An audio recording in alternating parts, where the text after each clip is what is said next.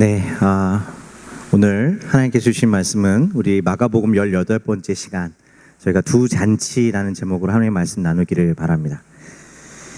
예전에 청년 사역자들 사이에서 논쟁이 되었던 이슈가 하나 있었습니다. 그것은 한 유명한 목사님께서 소위 고지론이라고 해서 그리스도인 청년들 사이에 세상에서 영향력을 줄 수 있는 자리에 올라서 영향력을 미쳐야 한다는 주장을 두고 이루어진 논쟁이었습니다. 전략적으로 이 땅에 하나님의 나라를 이루기 위해서는 공부를 그래서 열심히 해야 하고 최대한 성공을 거두어서 선한 영향력을 미치는 어떤 이 사회의 거룩한 리더가 되어서 거룩한 리더가 되어야 한다는 것이죠. 성경에 나오는 애굽의 총리 요셉과 바벨론의 왕의 신하가 되었던 다니엘은 그러한 주장을 뒷받침하는 대표적인 예가 되었습니다. 자녀들을 위해 한때 목사님들이 하셨던 기도 중에 빠지지 않았던 기도는 머리가 되지 꼬리가 되지 않도록 해달라는 기도가 유행처럼 모든 기도에 등장하기도 했던 이유가 여기에 있었습니다. 그러나 이러한 주장에 맞서서 반대편에 계신 분들은 이러한 고지론이라고 하는 것이 과연 성경적이라고 말할 수 있을까? 그래서 그분들이 이야기하는 주장은 도리어 남들이 돌아보지 않는, 가지 않는 이웃들이 있는 곳으로, 낮은 곳으로 향하는 것이 그리스도인들 청년들이 추구해야 하는 가치라고 주장하게 되었던 것이죠. 문제는 그러다 보니까 때로는 세상에서 어떤 위치를 추구하거나 혹은 그것에 오르려고 하는 것을 두고 세속적이거나 비성경적인 것으로 치부하게 되는 문제를 낳게 되기도 했습니다. 그래서 아무도 가지 않는 선교지로 향하거나 혹은 목회자가 되는 것이 결국은 성경적인 가치로만 여겨지게 되는 문제가 생겼던 것이죠. 저는 사실 이 두 주장 모두가 가지는 그 나름대로의 가치와 의미가 있다라고 생각합니다. 다만 문제는 세상이 말하는 고지이든 혹은 낮은 곳이든 그 자체를 목적으로 삼았을 때 우리는 생각하는 것과 다른 현실에 부딪히고 만다는 것입니다. 겉으로 보이는 모습과는 달리 내부적으로도 세상에서 말하는 고지의 삶에서도 실제의 삶은 낮은 자리를 추구하는 삶이 될 수도 있고, 반대로 낮은 자리라고 불리는 곳에 살아가는 삶일지라도 때로는 고지에서 누리는 그 욕망을 누리는 삶을 살 수도 있게 되기 때문입니다. 우리가 세상이라고 부르는, 우리가 호흡하며 살아가는 이 세상의 모습이 그렇게 쉽게 보이는 것만으로 높은 곳과 낮은 곳, 또 거룩한 곳과 세속적인 것으로 나누어지지 않는데 우리의 고민과 문제가 있을 것입니다. 우리는 지난주에 헤롯의 궁전에서 열렸던 잔치의 이야기를 나누었습니다. 비록 그 모습이 분명 잔치였음에도 불구하고 그곳에서 일어났던 일은 세례 요한의 죽음이라는 것으로 끝을 맺게 되었습니다. 화려한 궁전과 술과 춤과 음식은 있었지만 그 안에서 일어난 것은 불의와 죽음과 번민이었음을 보았습니다. 우리가 만들어내는 권력과 화려함과 자랑할 만한 것으로, 그것으로 기쁨을 만들려는 시도가 얼마나 허망한지를 보여주는 그러한 잔치의 모습이었습니다. 그런데 오늘 우리가 주목해야 할 것은 이 헤롯의 잔치의 이야기가 어디에 위치해 있었는가라는 것이었습니다. 마가복음 6장 7절에는 예수님께서 제자들을 세상 속에 보내신 이야기가 있고, 오늘 우리가 읽은 말씀 6장 30절에서는 그 제자들이 예수님께로부터 돌아와 자기들이 행한 것과 가르친 것을 보고하는 장면이 나오고 있습니다. 그리고 이 헤롯의 잔치의 이야기가 그 사이에 끼워져서 기록되어 있다는 것입니다. 어째서 오늘 말씀에 마가는 12제자를 세상 가운데 파송하신 것과 그들이 다시 돌아와 예수님께 자신의 한 일을 보고하는 장면 사이에 이처럼 뜬금없이 헤롯의 잔치와 세례 요한의 죽음의 이야기를 집어넣고 있는 것일까요? 그것은 다름이 아니라 예수님의 제자들과 또 우리가 살아가야 하는 세상의 모습이 바로 헤롯의 잔치와 같은 모습임을 보여주기 위함인 것입니다. 그리고 우리도 그 세상의 일부분일 수밖에 없다는 사실을 보여주기 위한 것이기도 한 것입니다. 오늘 우리가 읽은 말씀의 시작에서 제자들은 예수님께 돌아와 자신의 행한 일을 보고했다라고 기록하고 있습니다. 지난주에 저희가 읽은 12절에서부터 14절의 말씀을 보면 제자들은 꽤나 의미 있는 성과를 사역에서 거두었던 것으로 보입니다. 제자들은 회개하라 전파했고 많은 귀신을 쫓아냈으며 많은 병자에게 기름을 발라 고치기도 했습니다. 그래서 심지어 왕궁에 있었던 헤롯에게까지도 예수의 이름이 드러나게 되는 일이 있었던 것입니다. 오늘 30절 말씀에서도 사도들이 예수께 모여 자기들이 행한 것과 가르친 것을 낱낱이 고하였다라는 표현으로 볼 때 제자들은 예수님께 어떻게 자기들이 예수님의 이름으로 귀신을 쫓았으며 병자들을 고치고 힘있게 복음을 전파했는지를 아주 흥분해서 보고하고 있었음을 보여줍니다. 그런데 예수님은 그런 제자들을 향해 31절 말씀에 너희는 따로 한적한 곳에 가서 잠깐 쉬어라 라고 말씀하시는 것을 볼 수가 있습니다. 여러분 아시겠지만 아무리 피곤하고 힘들어도 하는 일이 잘 되고 인정을 받으면 피곤함을 느끼지 못할 때가 있습니다. 반대로 많은 일을 하지 않더라도 왠지 인정받지 못하는 것 같고 일이 뜻하는 대로 잘 풀리지 않으면 잘 피곤해지고 마는 것이 우리의 모습 아니겠습니까? 물론 제자들이 사역을 하고 돌아와 정말로 고단했기 때문에 사람들을 피해 예수님께 그렇게 제자들더러 쉬어라 하신 것일 수도 있을 것입니다. 하지만 이후에 결국 예수님께서 그들을 인도해 가신 곳이 역시나 사람들이 많았던 곳이었음을 볼 때에 예수님께서 제자들더러 쉬라고 말씀하신 것은 단지 육체적인 고단함만을 말씀하시는 것은 아니라는 것을 알 수가 있습니다. 오히려 자신들의 사역 안에서 일어나는 놀라운 일들을 보면서 가슴 벅차며 에너지가 넘쳤을 제자들에게 예수님께서는 쉬라고 말씀하고 계신 것입니다. 그것은 그들의 그런 에너지에도 불구하고 예수님이 보시기에는 그들에게는 쉼이 필요하다는 상태임을 느끼셨기 때문이라고 생각해 볼 수가 있을 것입니다. 다시 말해 예수님께서 지금 말씀하시는 고단함이란 도리어 그들이 거두어낸 성과 때문일 수도 있음을 보여주고 있는 것입니다. 그래서 오고 가는 사람이 많아 밥 먹을 겨를도 없었다는 이 의미 또한 제자들의 사역으로 말미암아 많은 이들이 예수님께 몰려왔을 만큼 그들의 사역이 성공적으로 보였지만 도리어 그것이 예수님을 떠나 헤롯의 잔치와 같은 세상 속에서 살아가는 사람들 안에 있는 영적인 고단함과 배고픔을 보여주고 있는 것이라고도 할 수 있을 것입니다. 헤롯의 잔치가 보여주는 세상의 모습은 어떠한 것이었습니까?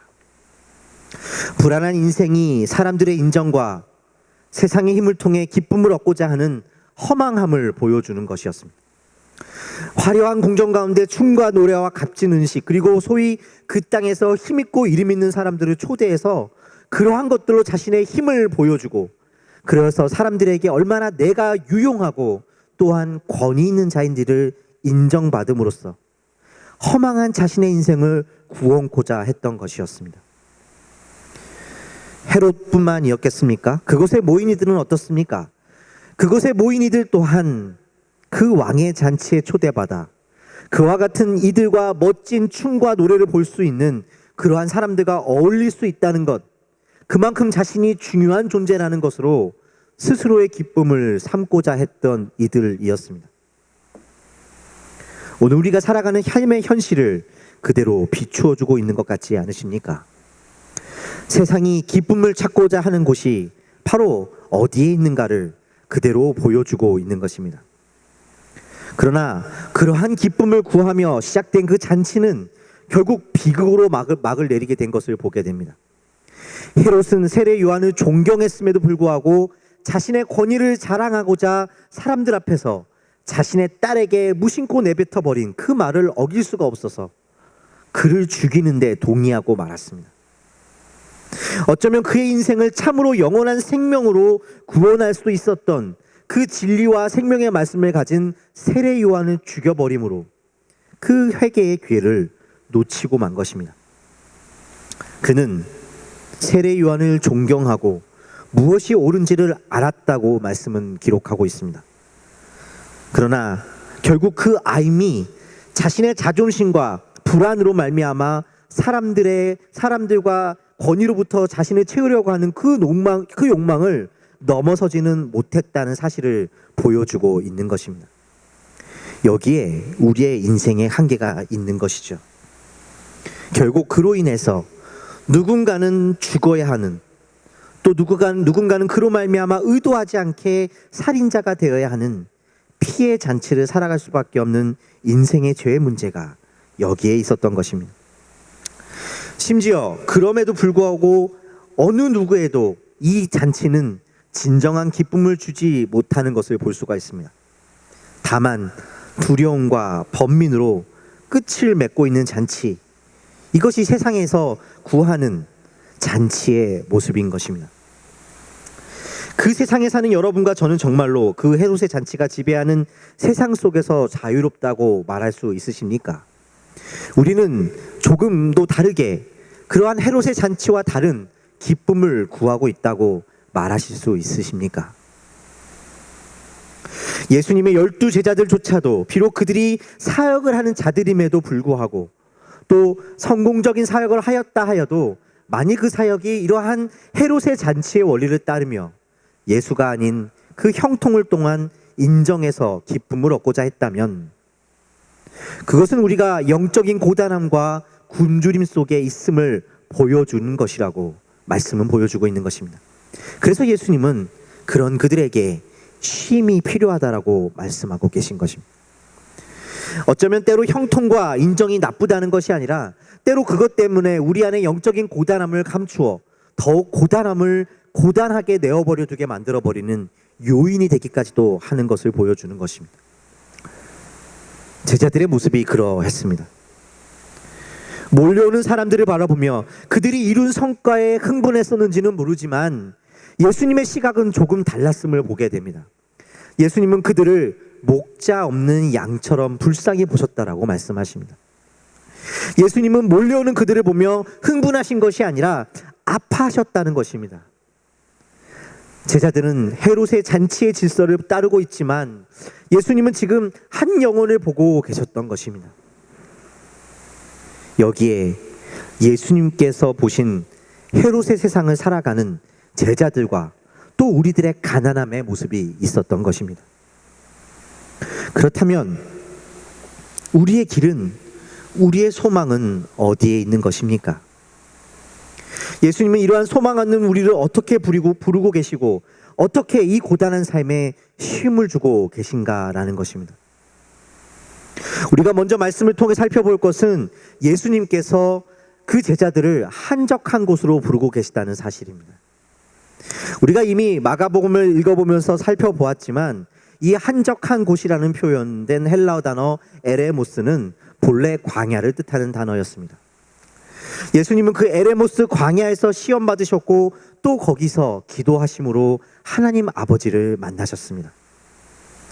이 한적한 곳은 예수님께서 하나님 아버지를 만나시는 곳이었던 것입니다. 예수님은 성공한 사역으로 말미암아 흥분해 있던 그 제자들더러 한적한 곳으로 가라고 말씀하고 계신 것입니다. 그런데 오늘 말씀에서 그 기도의 자리인 그 광야에서 예수님께서는 또 하나의 하신 일을 보여주고 있는 것을 보게 됩니다. 그것은 다름 아닌 잔치였습니다. 다시 말해 광야라는 공간이 기도하는 공간인가 동시에 잔치가 일어나는 공간으로 소개해주고 있는 것입니다. 소위 오병이어의 사건이라고 하는 빈들에서 예수님께서 열어주시는 잔치입니다. 여기에 빈들이라고 번역된 단어 또한 사실 예수님께서 제자들더라고 쉬라고 하신 한적한 곳, 광야, 바로 에레모스임을 기억해야 합니다. 예수님은 이 에레모스 빈들에서 잔치를 베풀고 계신 것입니다. 예수님이 베푸시는 잔치는 앞서 나오는 헤롯의 궁전에서 있었던 그 잔치와는 여러모로 다른 모습을 보여주고 있는 것 같습니다. 헤롯의 잔치는 화려한 궁전에서 열렸지만 오늘 말씀에 나오는 이 잔치는 빈들에서 열렸습니다. 헤롯의 잔치에 초대받은 이들은 유력하고 힘 있는 자들이었지만 여기에 모인 이들은 헬라어로 라오스, 다시 말해 힘없고 기댈 데 없는 큰 무리였음을 보게 해주십니다. 헤롯의 왕궁의 잔치에는 온갖 사내 진미가 있었겠지만 이곳에선 그 많은 무리들을 먹이기에는 너무나도 궁색하고 소박하기 그지없는 물고기 2마리와 떡 5개가 있었을 따름이었습니다. 그러나 그 자리에는 헤롯의 궁전에 없었던 풍족함과 기쁨이 있었습니다. 예수님 때문이었습니다. 예수님은 그들을 보시며 목자 없는 양 같음으로 인하여 불쌍히 여기셨다고 말씀을 기록하고 있습니다. 여기서 말하는 큰 무리 안에는 단지 신분적으로 혹은 경제적으로 어려운 사람들만을 포함하고 있는 것은 아니었습니다. 아무것도 가진 것이 없어 세상에서 인정받을 만한 것이 없는, 그렇게 세상에서 소외된 이들뿐만이 아니라 헤롯의 잔치에서 보여지는 그러한 화려한 것을 쫓아 그것을 가지고 자랑할 수 있을지는 모르지만 결국 그것으로 자신의 삶의 허기를 채울 수 없는 가난하고 영적으로 가난하고 고된 인생을 살아가는 모든 자들까지도 주님은 큰 무리로 모으고 계신 것입니다. 그들 모두가 사실은 목자 없는 양 같은 자들이기 때문입니다. 여러분의 삶은 어떠하십니까? 여러분의 삶 또한 이러한 쉼이 필요한 모습 아니겠습니까? 세상에서 이야기하고 너희가 쉽게 만들어줄 수 있다고 믿는, 기쁘게 만들어줄 수 있다고 믿는 그 잔치에서 그것을 가졌던, 그것을 가지지 못했던, 그저 힘들고 고된 인생을 살아가는 그 주님, 그 사람들 앞에 예수님은 단지 먹을 것이 아니라 그들을 사랑하는 목자 예수님 자신을 주고 계신 것입니다. 목자 대신 예수님은 화려하지 않지만 그 소박한 식탁에 5,000명을 배불리 먹이십니다. 그리고 12강지를 남기십니다. 헤롯의 궁전에 있었던 많은 화려한 것들이 그들의 삶을 풍족하게 만들어주지 못했던 것과 다르게 그 작은 것은 그 사람들을 풍족하게 먹이고도 남았다고 이야기하고 있는 것입니다. 예수님을 목자 되신 그 인생의 길에서 비록 세상의 화려함은 없을지라도 우리의 허기를 채우고도 남을 만큼의 풍족함이 있었다는 사실을 이 말씀은 보여주고 있는 것이죠. 이 광야의 잔치에서 예수님은 요한복음에서 다음과 같이 이야기를 하고 계신 것을 볼 수가 있습니다. 요한복음 6장 26절과 27절의 말씀을 제가 읽겠습니다. 예수께서 대답하여 이르시되 내가 진실로 진실로 너희에게 이르노니 너희가 나를 찾는 것은 표적을 본 까닭이 아니요 떡을 먹고 배부른 까닭이로다. 썩을 양식을 위하여 일하지 말고 영생하도록 있는 양식을 위하여 하라. 예수께서 이르시되 나는 생명의 떡이니 내게 오는 자는 결코 줄이지 아니할 거죠.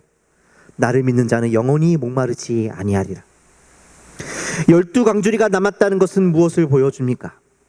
헤롯의 잔치에는 세상의 기쁨은 결국은 누군가를 죽이고 빼앗고 누군가를 억누름을 통해 기쁨을 얻는 것이었지만 예수를 목자로 모신 그 기쁨 안에서 나눔을 실천하는 인생 가운데 마치 그들의 인생의 모든 것을 내어주는 것 같지만, 그래서 손해보는 것 같지만 그들의 목 12강주리가 빼앗기지 않았다는 사실을 보여주고 있는 것입니다. 그들의 몫이 남겨질 것입니다. 우리의 삶을 먹이고도 충분한 것들이 예수님은 남겨질 수 있는 그 길로 우리를 인도하고 계신 것입니다. 얼마 전에 한국의 한 유력한 대학에서 연구를 하시고 교편을 잡고 계시는 성도님을 만나 대화를 나누게 되었습니다. 나름 괜찮은 수입을 누리는 직업을 가지고 삶을 살아오시다가 어느 순간 내가 이렇게 삶을 살아가는 것이 정말 의미가 있는 것일까 회의가 느껴지시게 되었고, 늦은 나이에 의미 있는 일을 한번 해보자 하는 마음으로 공부를 다시 시작하시게 되었다고 합니다. 그리고 세상에 도움이 되는, 누군가를 도울 수 있는 그런 분야를 연구를 하게 되고 또 그 결과로 학생들을 가르치는 일을 하는 새로운 삶을 시작하게 되셨다고 이야기했습니다. 그뿐만이 아니라 공부하는 가운데 예수님을 영접하시게 되면서 짧은 삶 속에서 돈이 아니라 어려운 이들을 돕는 보람 있는 연구를 하는 이들과 함께 연구하고 그와 같은 보람 있는 일을 하고자 하는 학생들을 가르치게 하신 하나님께 더욱 감사한 마음이 들었다고 하십니다. 그런데 그렇게 감사하고 보람 있는 생활을 하시는 중에 몸담고 계신 학교의 학장 선출 과정에서 성도님이 본의 아니게 휘말리시게 되면서 당신이 일하는 학교에 알지 못했던 이면을 보게 되셨다고 합니다. 세상에 의미 있고 기여할 수 있는 연구를 하는 사람들이 모여 있는 곳이라고 자부했지만 결국 그것도 사람들이 모인 곳이었기 때문에 힘과 정치의 원리가 작동할 수밖에 없는 곳임을 깨닫게 되셨다는 것입니다. 이 일로 말미암아 성도님은 성과를 내던 연구도 제대로 할 수 없게 되었고 그동안 학교를 위해 헌신했던 자신의 존재가 하루아침에 지워져 버린 것 같은 아픔을 겪게 되셨다라고 말씀하셨습니다. 세상이 말하는 돈을 버리면서 그 돈을 쫓는 인생을 버리면서 이 길로 왔는데 왜 이런 일이 자신에게 일어나야만 하는지, 하나님은 무엇을 하시는지 괴로워하면서 마치 자신에게 정말 이제 아무것도 남은 것이 없고 자신의 존재마저 지워져 버린 것 같은 아픔을 겪게 되었습니다. 억울하고 상처받은 마음 가운데 학교를 떠밀려 떠나야 할지, 그것도 아니면 무엇을 해야 할지 고민하던 중에 믿음을 붙들고 어찌어찌 학기를 마치게 되셨다고 합니다.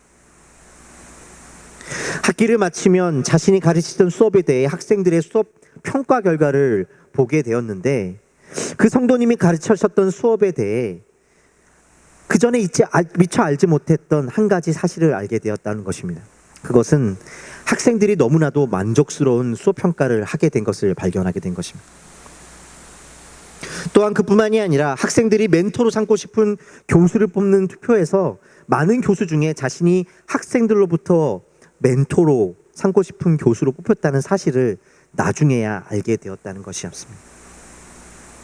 비록 최고의 연구를 성과를 내는 사람이 되지는 못했을 수도 있지만, 그래서 정치적으로 힘을 가지고 명성을 가지게 되는 일은 아닐지 모르겠지만 하나님께서 자신에게 허락하신 그 은혜, 그리고 그 믿음으로 말미암아 걷는 길이 결국 어쩌면 학교에서 가장 힘없는 존재들인지도 모르는 그 학생들을 섬기며 거기에 소망을 두는 것임을, 어쩌면 그 동료 교수들 사이에서는 무시받고 거기에선 인정받지 못하는 삶일지 모르지만 그 하나님의 은혜 앞에서 부름받은 그 은혜를 걷게 되는 것에, 자신이 그 가운데 있는 은혜를 깨닫지 못했다는 것에 그분은 깨닫고 회개하게 되셨다는 것입니다.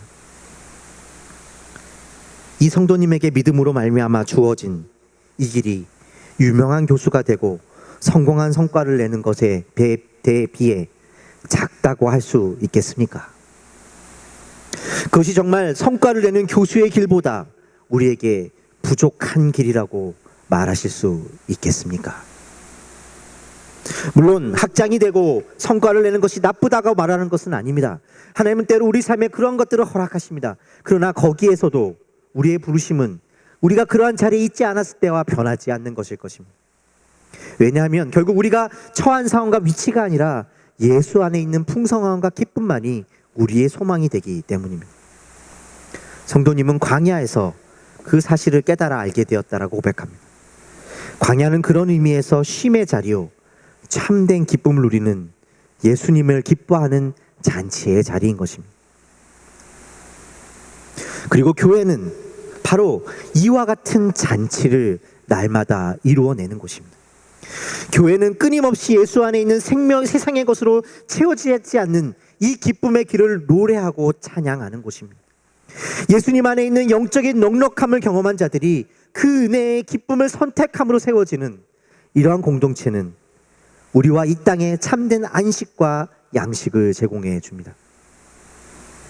교회는 너희가 의미가 있으려면 반드시 우리와 관계해야 하며 그 관계에 들어올 만큼의 자격과 힘을 갖추어야 한다며 서로를 이용하고 투쟁하는 헤롯의 잔치를 여는 세상 속에서, 그것을 가졌음에도 결국 자신의 그러한 고민과 걱정을 덜어낼 수 없는 세상 속에서 우리를 불쌍히 여기시고 한없는 은혜로 품으시는 주님을 기뻐하는 공동체인 것입니다. 여기에 우리의 소망이 있고 굶주린 세상을 먹일 힘이 있는 것입니다. 교회 공동체가 세상보다 풍족하기 때문에 교회는 세상을 먹일 수 있습니까? 더 능력이 뛰어나고 줄만한 무언가가 있기 때문입니까? 아닐 것입니다. 교회가 세상을 채울 수 있고 세상에 참된 음식을 줄 수 있다고 말할 수 있는 것은 세상이 보기에 부족해 보여도 목자 되신 예수님을 따라 살아가는 삶에서 오는 숨겨진 기쁨을 누리는 것, 그것이 우리가 세상을 이기는 힘이며 헤롯의 세상에서 하나님의 참된 양식을 증거하는 방법일 것입니다. 사랑하는 성도 여러분, 우리가 이와 같은 기쁨을 함께 축제하는 공동체가 되기를 소망합니다. 이 기쁨을 노래함으로 우리는 헤롯의 잔치 세상 속에서 목자 되신 예수 그리스도의 넉넉함을 우리의 섬김으로 증거하는 것입니다. 이러한 예수님을 기쁨으로 삼는 잔치하는 공동체는 세상 속에서 다른 섬김으로 우리를 인도하게 됩니다. 지난달에 저를 멘토링 해주시는 신학교 은사님을 만나서 말씀을 나누고 어떤 리더십에 대한 이야기를 나누었던 적이 있습니다. 특별히 교수님은 싱크홀 리더십이라는 말씀을 저에게 나누어 주셨습니다. 싱크홀 리더십이라는 말은 본래 목적이 이끄는 삶의 저자로도 잘 알려진 세들백 교회의 리고렌 목사님께서 이야기하신 내용인데, 교회가 세상 속에서 가져야 하는 리더십은 사실 그 눈에 보이는 목표와 비전에 있는 것이 아니라 그 방식의 차이에 있다는 것을 이야기하고 있었습니다. 리고렌 목사님에 따르면 세상에는 두 가지 종류의 리더십이 있다고 이야기합니다. 하나는 세상의 마운틴형 리더십이라고 하는 것이고, 다른 하나는 싱크홀형 리더십이라고 하는 것이었습니다. 마운틴형 리더십은 목표를 산 위에 도달하는 것으로 두고 사람들과 더불어 함께 그 목표를 향해 달려가자고 독려하는 것을 의미합니다.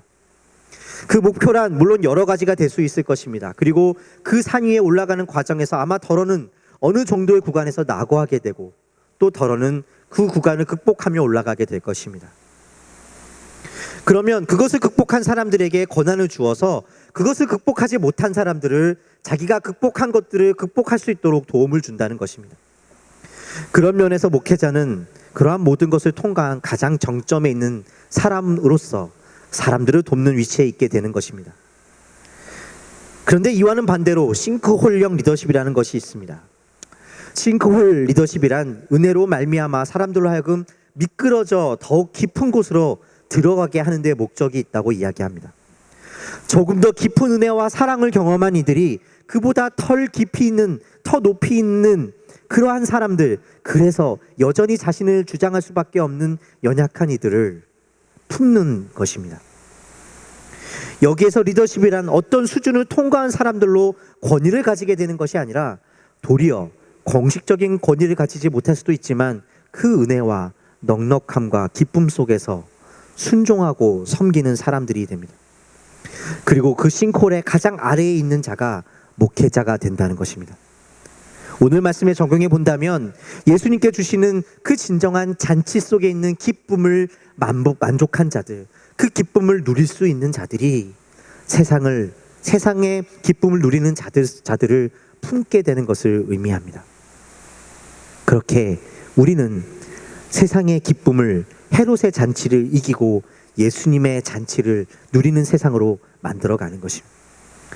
예수님을 사랑하시는 비전교회 성도 여러분, 저희 교회가 이 보스턴 땅에서, 그리고 저와 여러분의 삶의 자리에서 이러한 예수님의 잔치를 하는 공동체가 되기를 기도합니다. 헤롯의 잔치를 하는 세상 속에서 우리의 힘은 그저 헤롯의 잔치를 반대하고 미워하는 것에 있지 않습니다. 우리의 힘은 예수가 우리의 목자 되신 것의 기쁨을 배워가고 그 기쁨을 우리 안에 채워가는 것입니다. 우리가 드리는 예배가, 매주 드려지는 예배가 가지는 의미가 여기에 있을 것입니다.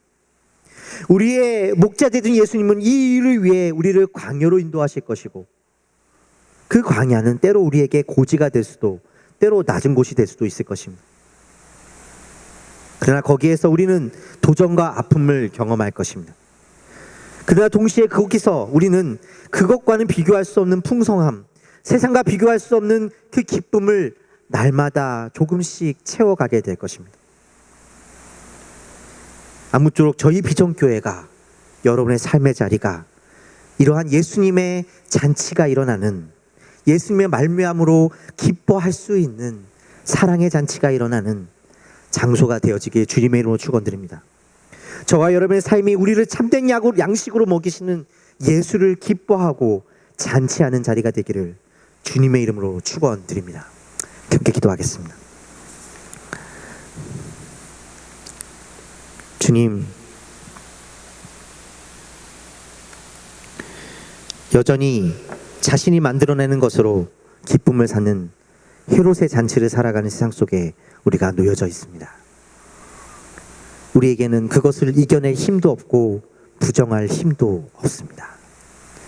우리가 높은 곳에 있든 낮은 곳에 있든 우리가 그것을 열망하며 그것을 주인 삼아 살아가고자 하는 우리의 욕망에는 변함이 없기 때문일 것입니다. 그러나 주님, 우리의 힘은 우리 삶에 잔치를 베풀어 주시는 예수 안에 있음을 고백하게 하여 주시옵소서. 예수께서 베풀어 주신 그 잔치와 그 기쁨으로, 예수의 주되심 인생에 나타나는 그 기쁨으로 우리의 삶이 채워질 수 있도록 인도하여 주시옵소서. 이 예배의 자리가, 이 교회가 저의 삶이 그러한 광야가 되기를 소망합니다. 주님, 이 말씀대로 인도하여 주시옵소서. 예수 그리스도 이름으로 기도하였습니다.